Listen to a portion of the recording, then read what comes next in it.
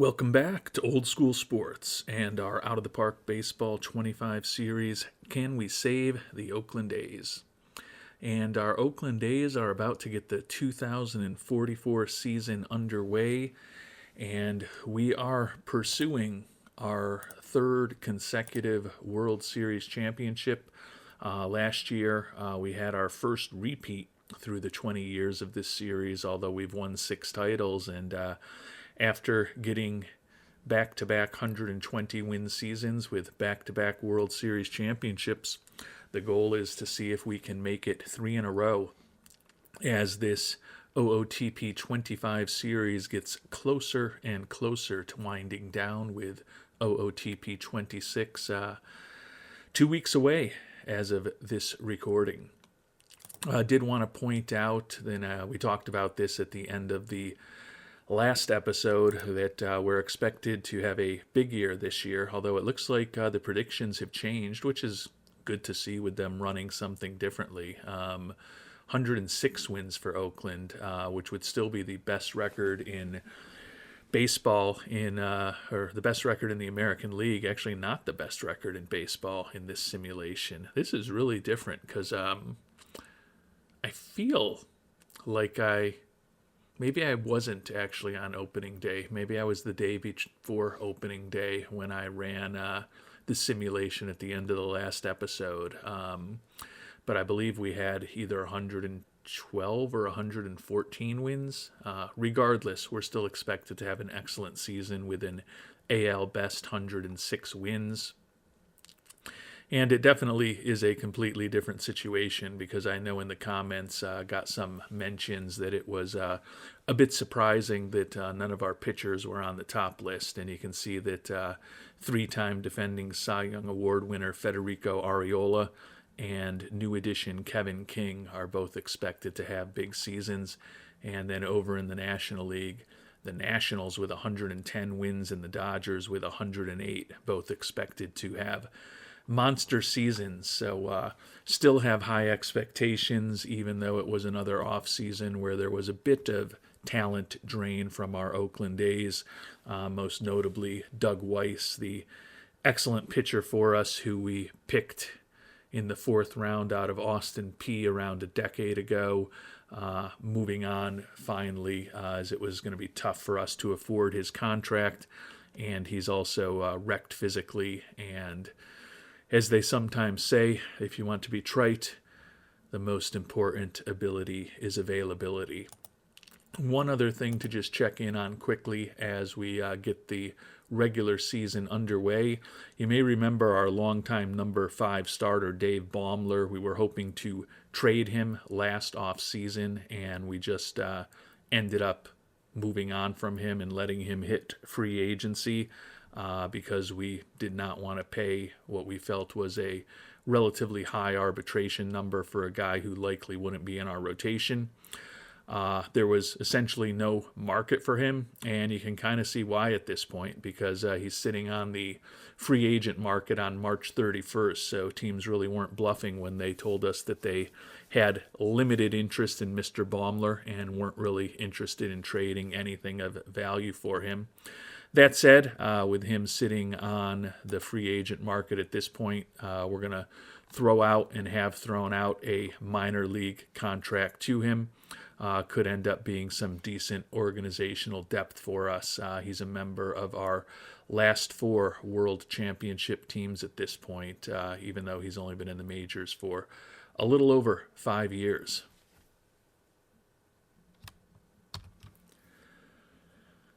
And we did get the 2044 season off to a good start with a 10-5 win on opening day against the Texas Rangers.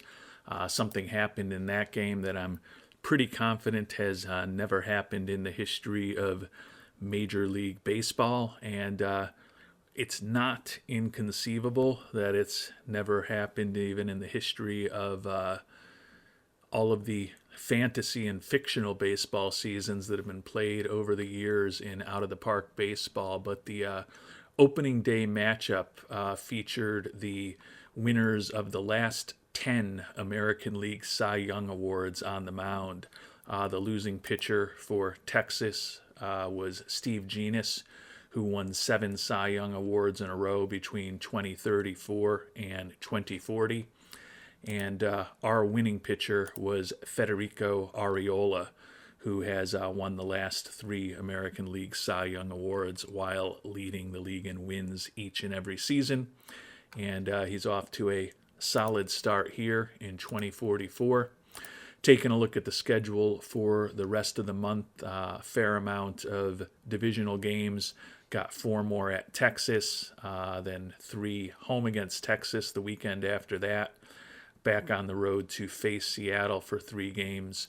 And then near the end of the month, we will be on the road in Los Angeles against the Angels. So Houston, the only divisional foe that we will not be facing off again against here in the first month of the season. And we've gone 3-3 since our win on opening day, so a 4-3 record to start out the season and a .571 winning percentage, with 6 teams making the playoffs in each league. It's hard to imagine a team missing the playoffs, winning at the rate that we have started over this first week of the season. That being said, with all the success we've had over the past several seasons, where we've been a perennial 100-plus win team, a 4-3 start is almost something to panic about. Speaking of panic, a couple of little injuries that we're dealing with. Bobby Armstrong, day-to-day with a strained back.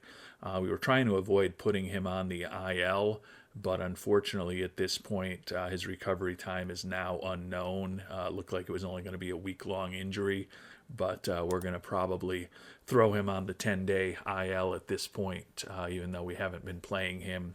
Doesn't seem like being benched is really helping him recover from that injury, unfortunately. And frequent viewer and longtime commenter John Knight will appreciate, Patrick DeBonis will appreciate this about John Knight, but John Knight, once again on the IL. He's recovering from an injury that kept him out through most of spring training. In his second rehab start yesterday, threw just 23 pitches, and I don't know if his blister is on his little finger or whether it's on his thumb, but John Knight once again dealing with those blister issues that he was facing a year ago. And with the injury to Armstrong, we're going to let Jesus Aguilar, who at this point I guess you could call a longtime 4th or 5th outfielder for us. He's been up with us for 3+ years at this point, and solid defensively, and at times he's been a somewhat productive offensive player for us, but has good speed. We're going to let him play every day against right-handers.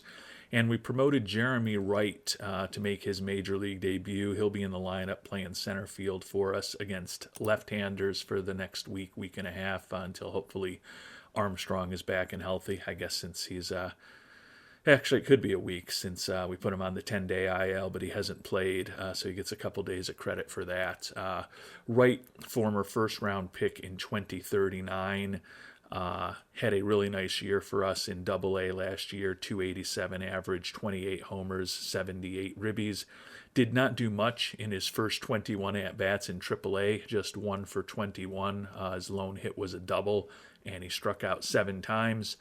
But I think he's the kind of best option we have, and hopefully will be someone who could be a useful major leaguer, if not borderline starter for us down the line. So we're going to throw him in the deep end of the pool, so to speak, but I guess not totally in the deep end since we're not making him our everyday starter. Hopefully we can get his bat going against the left-handed pitchers that we expect him to be somewhat more successful than, as his profile certainly indicates. He should have better contact and better gap power against lefties than he will against righties.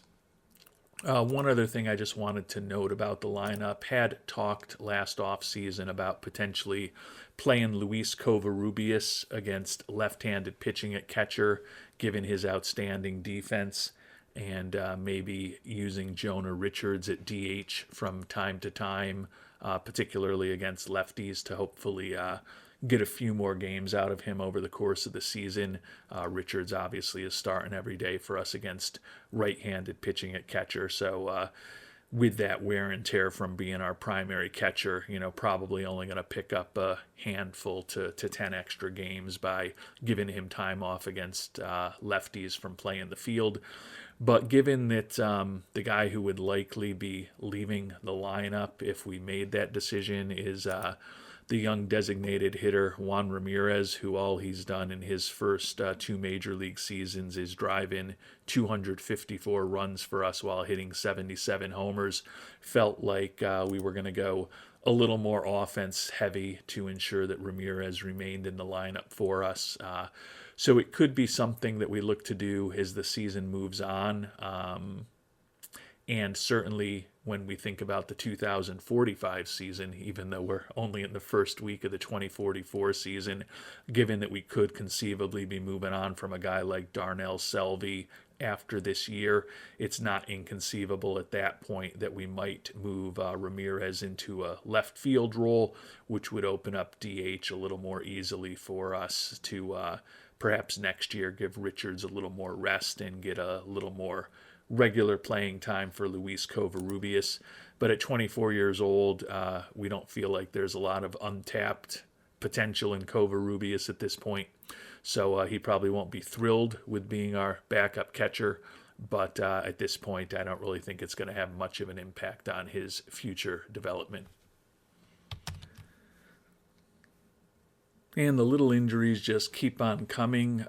Roque de la Paz, the young fireballer who we think is a big future with us, number 62 prospect in baseball, pitched 2 games for us this year. He now has struck out 9 batters in just 5 1/3 innings of major league work, so definitely feel like he is on his way to a nice career, but going to be day-to-day with shoulder tendonitis for the next 3 weeks, so we're not going to fool around. We're going to just put the youngster right on the IL before that could potentially develop into something more significant. And as we head past the midway point of the month of April, off to a nice start, an 11-6 record for our Oakland A's, although we are half a game behind the Angels in the division, a rare spot for us to be over these past several seasons, where we've taken over as the bully and big man on campus in the American League West. Some positive injury news, though. Looks like Bobby Armstrong back from his injury, so unless Jeremy Wright has been exceptional for us, and he's been pretty solid actually. 5 for 19 with a double and a triple for us, 105 WRC plus. But we'll send Jeremy back down to AAA for more seasoning, given that he has only played 6 games at that level at this point. And John Knight, back on a rehab assignment, pitched 64 pitches a few days ago, given that he had pitched a couple of games before that blister sidelined him. Probably will be looking to bring him back onto the Major League roster now as well.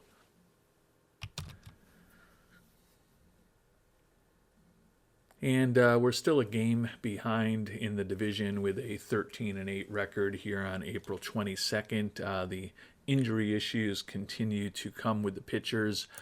John Knight definitely appears that little blister on his little finger is going to be a constant issue with him. Has pitched well since we brought him up to the majors, which is good. And Macho Rangel, unfortunately, is injured, diagnosis pending. He's been off to a good start with us this season, but another fragile guy at the back end of our rotation with a arm injury, so that may be something more significant. Speaking of fragile guys with arm injuries, tomorrow we're going to face off against our old pitcher Doug Weiss. We talked about the fact we traded him away this past off season. He's already started more games this year for Arizona, 4. than he started in the regular season for us last year when he pitched only 3 games at the end of the year and then was a starter in the playoffs for us. But hasn't been particularly effective for the Diamondbacks. 6.50 ERA over 18 innings, and he's allowed 5 home runs. Looking at his profile, would still expect that he's going to be more effective than that when all is said and done. But given that he's wrecked physically and making pretty good money at $15 million, felt like it was the right move to move on from Mr. Weiss this offseason.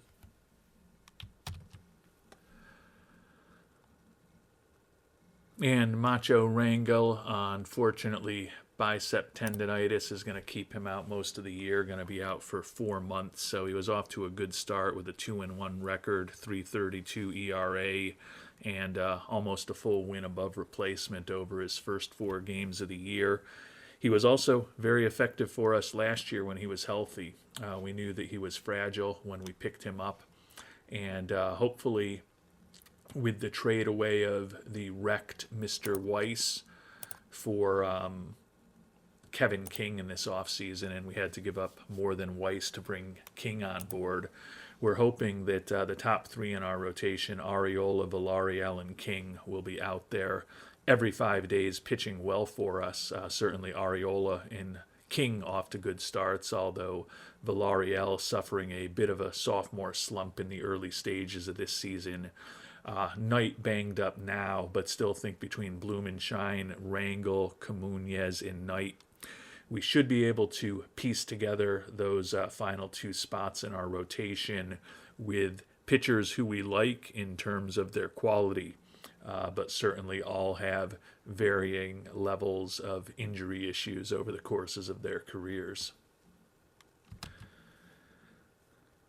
And with Rangel heading to the IL and John Knight still dealing with that blister issue, we're going to give Ernesto Comunez another shot in the rotation. You may remember he did well for us last year, 4-0 with a 1.80 ERA early in the season in our rotation before his season ended due to injuries. Off to a solid start for us this year, and anxious to see what Dozer Comunez can do pitching for us every 5th day over the near term and possibly for a good chunk of this season if he's effective. We brought up Ronnie Dean, the 24-year-old who has spent some time with us earlier this year, very briefly when we had some of the initial injury issues, and was also up with us a bit at the end of the 2043 season.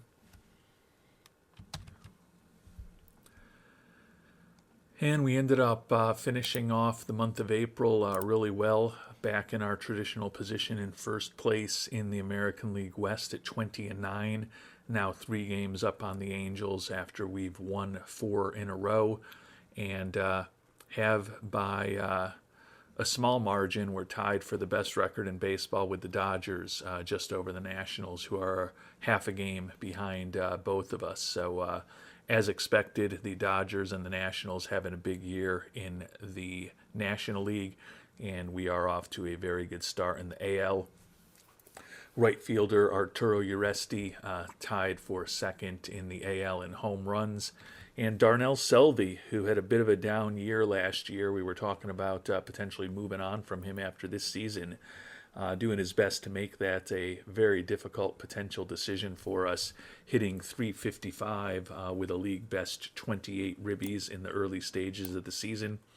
As we've become accustomed to seeing, Federico Arriola tied for the American League lead in wins, and new addition Kevin King, 3-1 with a 3.44 ERA over his first 6 starts in Oakland, and leading the American League with 48 strikeouts.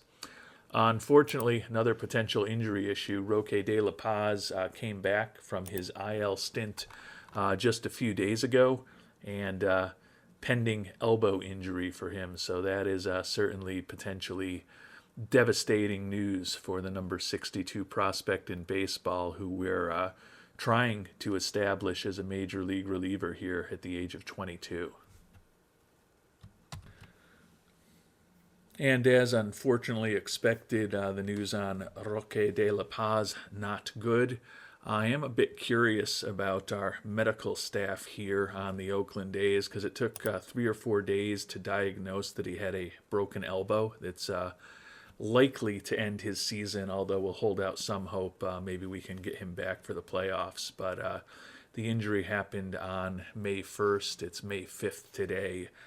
I would have thought that in 2044, medical technology would be good enough to be able to diagnose a fractured elbow in less than 4 days, but it is what it is.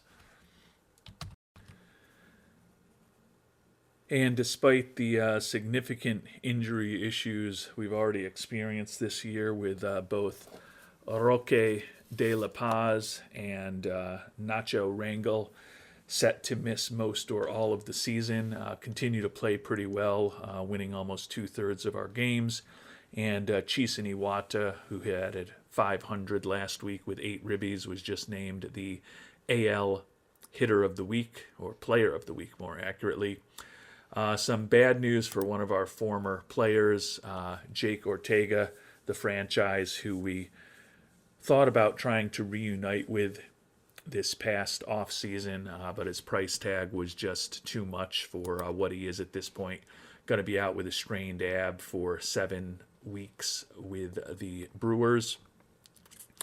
Has been productive when he's been healthy. 294 average and 85 at-bats this year with 7 doubles, 1 homer. Only 3 ribbies, however. Has stolen 14 out of 16 bases and ultimately put up a 129 WRC+.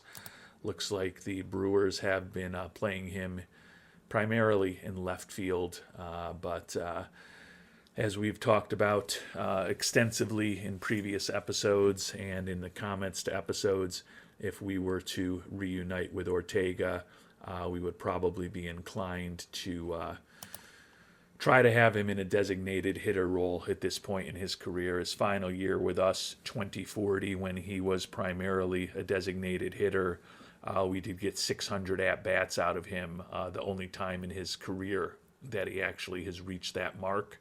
But you can see over the last 3.5 years with the Yankees, the Angels, and now Milwaukee, he has more often than not been out of the lineup with injuries. And as we head closer to the end of May and closer to the end of this episode, A's continue to play excellent baseball, running our record to 32-14.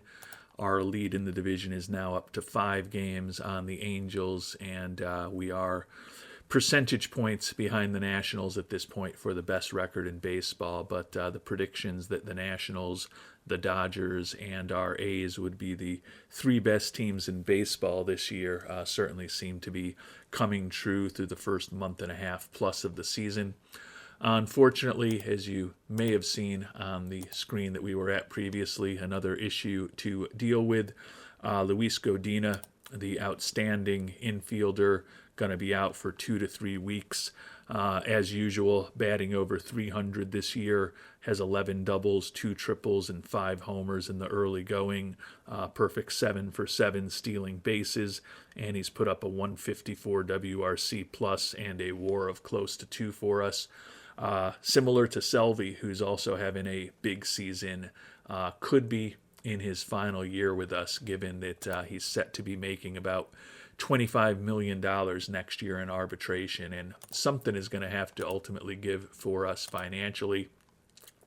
We did end up putting ourselves in a position where we were able to maintain pretty solid scouting and development budgets, albeit lower than a year ago.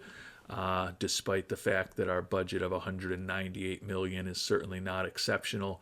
Payroll right now around $135 million, but it's still set to grow materially to $195 million for next year. So definitely going to have some big decisions to make. And Selvey, Godina, and Chisin Iwata, all of whom we've talked about in this episode. Iwata was, of course, a player of a week not that long ago. Selvey still leading the American League in ribbies, and Godina hitting .333, but now going to be out with that injury. Would certainly think that we're going to have to move on from at least one of those players this upcoming off season. and possibly more than one, unfortunately. And with the injury to Godina, we're going to bring back up Luis Rangel. You may remember he was with us late last year and very productive after he was the Player of the Year in the Pacific Coast League. Got caught up in a numbers game for us this year, and we wanted to ensure that he played every day, but he has remained very productive in AAA Las Vegas. He'll take over as our outstanding defensive first baseman in a right-handed bat against left-handed pitching. And we're going to give Nelson Ramiro, who made the roster instead of Rangel, an opportunity to play every day. Ramiro's been playing second base for us against left-handed pitching, where we're going to keep him. And Ramiro's been incredibly productive for us, hitting .293, 11 doubles, and 5 homers and 92 at-bats. Put up a 153 WRC plus and a win above replacement level. He is a guy who we think is more effective against lefties than he is against righties, but still certainly think he can compete against right-handed pitching, and we're going to give him that opportunity over the next several weeks, given that, unfortunately for us, Godina's going to be on the IL for a bit. And our Oakland Athletics continue to play well, running our winning streak to 5 games with a 4-game sweep at home against the Yankees. But another injury to deal with, and this is one that we weren't hoping to have to deal with. Kevin King, who's supposed to be one of the stabilizing forces near the top of our bullpen, off to a nice start in Oakland, 5-2 record, 3.65 ERA, and a 1.3 WAR in the early going of his career. But he's going to be out for 2 weeks with a sore elbow, so we're going to end up with the fragile Blumenshine, Camunez, and John Knight all in our rotation over the near term. And another pitching injury as we play our final games of the month of May. Fortunately, this one not that serious. Mike Blumenshine left his start today with a sore elbow, threw only 35 pitches, but we did end up winning 5-1.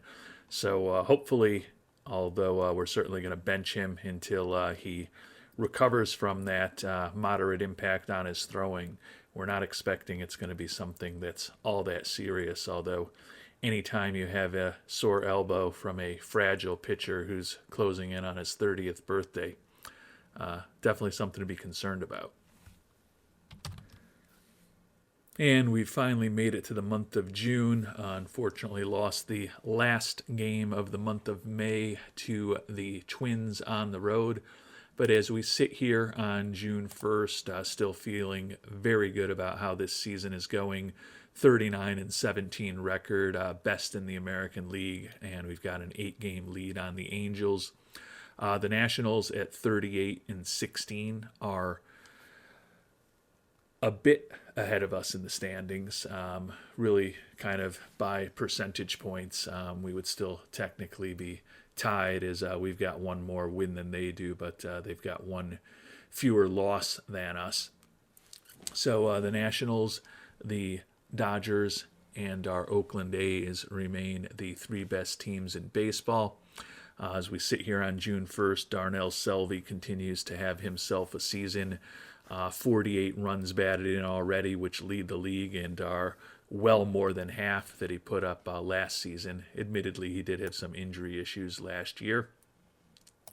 Pitching-wise, as usual, Arriola leading the league in wins, although he's tied with a couple pitchers this time. And Arriola actually now leading the league in strikeouts with that injury to Mr. King. And Arriola, as we've talked about, is pursuing a potential 4th consecutive American League Cy Young Award. So he is off to a pretty solid start in his pursuit of that. Take a quick look at the team statistics here. Our 39-17 record is right in line with expectations. 1-0 in the month of March, 18-9 in April, and we improved to 20-8 in the month of May. Once again, first in the American League in runs scored, and we are in the top 4 in every offensive category in the AL.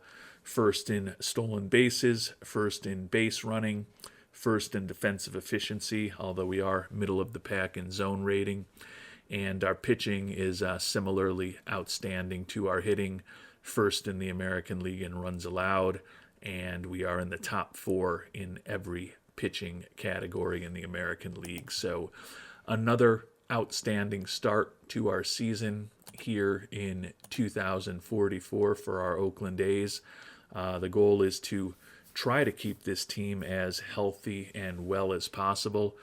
Certainly hasn't been perfect from an injury perspective thus far this year, but the hope is that De La Paz in particular, and perhaps also Macho Rangel, will be back and ready to contribute late in the season or perhaps in the playoffs, and certainly expecting Godina to be back in the not too distant future as well. So as we conclude the episode and begin the month of June, first overall in the power rankings, the season is going very well, and we'll sim forward to our annual mid-season review in our next episode, barring something completely unexpected. Until then, thanks so much for watching, and hope you have a great day.